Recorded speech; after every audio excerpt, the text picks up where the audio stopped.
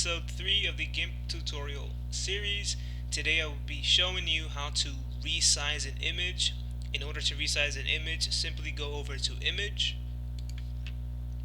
go down to Scale Image, input the value, hit Scale, and there you go.